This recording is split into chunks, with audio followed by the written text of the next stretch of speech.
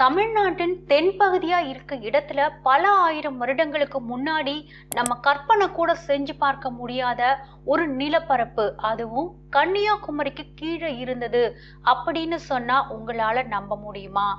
ஆதி மனிதர்கள் முதல்ல வாழ்ந்த இடம் தமிழ்நாடா? நாகரிகம் வளர்ந்தது குமரி கண்டத்திலயா?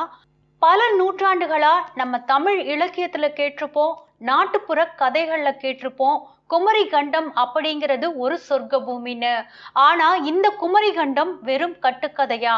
இந்த குமரி கண்டம் இப்பவும் இந்திய பெருங்கடலோட ஆழத்துல மறைஞ்சு இருக்கிறது அப்படிங்கிறது எந்த அளவுக்கு உண்மை? அப்படி என்னதான் இந்த குமரி கண்டத்துல மறைஞ்சிருக்கு? அதோட மர்மம் என்ன? வரலாறு என்ன?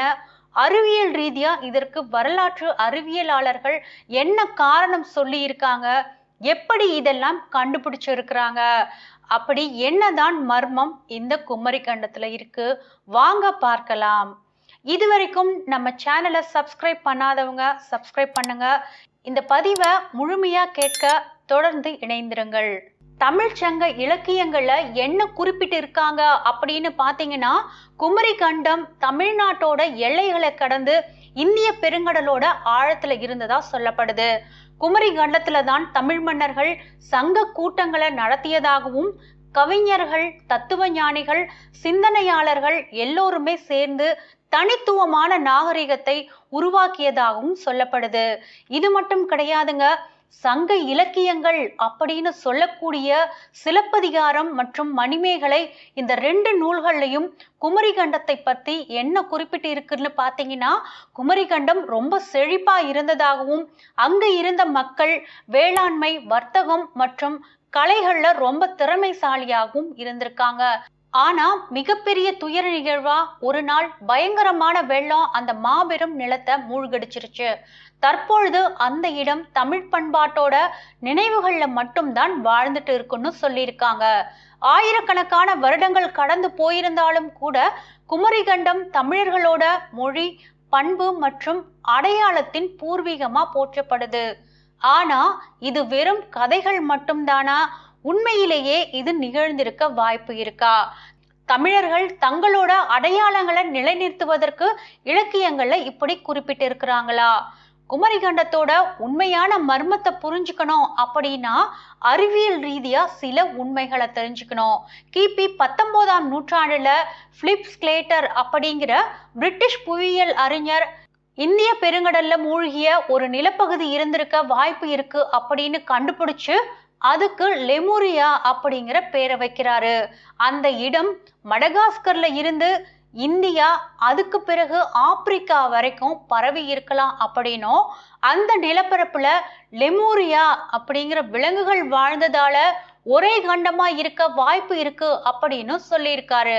அதற்கு முன்னாடி, அதாவது 17ஆம் நூற்றாண்டுல வாழ்ந்த ஐரோப்பிய புவியியலாளர் ஆப்ரஹாம் ஓர்டேலியஸ் அப்படிங்கிறவரு கண்டங்கள் எல்லாமே ஒன்னா இருந்து அதுக்கு பின்னாடி அவ ஒன்றிடம் இருந்து ஒன்று நகர்ந்து வேற வேற கண்டங்களா உருவாகி இருக்கலாம் அப்படிங்கிற கோட்பாட்டையும் முன் வச்சிருந்தாரு.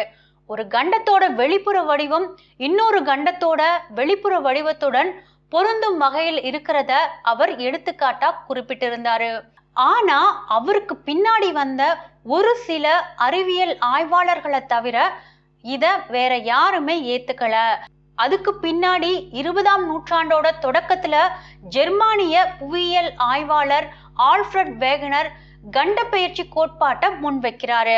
அதையும் யாருமே ஏத்துக்கல. ஆனா டெக்டோனிக் பிளேட்ஸ் அப்படிங்கிற புவித்தட்டுகள் நகர்வத குறித்த கண்டுபிடிப்புகள் தான் இதற்கு வலிமை சேர்ப்பதாகவும் அதை நிரூபணம் செய்யும் வகையிலும் அமைஞ்சது. பல கோடி ஆண்டுகளுக்கு முன்னாடி தற்போது இருக்க அனைத்து கண்டங்களும் ஒரே நிலப்பரப்பா இருந்துச்சு. அதுக்கு பின்னாடி பூமியோட மேற்பரப்புக்கு அடியில இருக்கும் புவிய தட்டுகளோட நகர்தல் காரணமா வெவ்வேறு கண்டங்கள் உருவானதும் பின்னாட்கள்ல நிரூபிக்கப்பட்டுச்சு. அப்படி வெவ்வேறு காலத்துல உருவான பெருங்கண்டங்கள் பான்கியா, ரொடீனியா அப்படின்னு வேற வேற பேர் சொல்லி அழைக்கப்பட்டுச்சு. சுமார் 75 கோடி ஆண்டுகளுக்கு முன்னாடி ரொடீனியா தான் பெருங்கண்டமா இப்போ உலகத்துல இருக்க ஒட்டுமொத்த நிலப்பரப்பையும் உள்ளடக்கியதா இருந்துச்சு. ரொடீனியால இந்தியா மற்றும் மடகாஸ்கர் ஆகிய நிலப்பரப்புகள் பக்கத்துல இருந்துச்சு. சுமார் 8.5 கோடி ஆண்டுகளுக்கு முன்னாடி கண்டப்பெயர்ச்சி காரணமா பிரிய தொடங்குது. அதுக்கு பின்னாடி மொரீஷியா கடலுக்குள்ள மூழ்க தொடங்கி இந்தியா மற்றும் மடகாஸ்கர் இடையே ஒரு பெரிய இடைவெளி உருவாகுது. அதுக்கு முன்னாடி ஒரே நிலப்பரப்பா இருந்தப்போ வாழ்ந்த விலங்குகளோட படிமங்கள் தான் பின்னாடி வர்ற நாட்கள்ல கிடைக்குது. ஆனா குமரி கண்டம், அதாவது லெமூரியா கண்டம் அப்படிங்கிற ஒண்ணு தனியா இல்லைன்னு அறிவியல் ஆய்வாளர்களால தெளிவுபடுத்தப்பட்டுச்சு. லெமூரியா கண்டம் வேறு, குமரி கண்டம் வேறுதான். லெமூரியா கண்டம் அப்படிங்கிறது ஒருவேளை பொய்யானதா இருந்தாலும் சங்க இலக்கியங்கள்ல குறிப்பிடப்பட்டுள்ள குமரிகண்டம் அப்படிங்கிறது உண்மைதான்னு ஒரு தரப்பினர் கடல்ல மூழ்கி போன நகரங்களை குறித்து இலக்கியங்கள்ல சொல்லப்பட்டு இருக்கிறத உதாரணமா வைக்கிறாங்க. குமரிகண்டத்துல 49 நாடுகள் இருந்ததாகவும், ஆனா வரலாற்று காலத்துல நாடு அப்படிங்கிற சொல் ஊர் என்னும் பொருள்ல பயன்படுத்தப்பட்டிருப்பதோ, சில ஊர்கள் ஒன்று சேர்ந்தாலே நாடுகளா இருந்துச்சு அப்படிங்கிறதும் கவனத்துல எடுத்துக்கணும். அது மட்டும் கிடையாதுங்க, உலகத்துல இருக்க பல பகுதிகளை போல இன்னைக்கு இந்தியாவோட கடலோர பகுதிகளும் கடல் அரிப்பின் காரணமா கடலுக்குள் மூழ்கியதற்கான அறிவியல் சான்றுகளும் நிறையவே கிடைச்சிருக்கு. ஆனா கண்டம் அப்படின்னு சொல்லப்படுற அளவுக்கு பெரிய நிலப்பரப்பு தான் மூழ்கியது அப்படிங்கிறதுக்கும் எந்த ஆதாரமுமே இல்லை.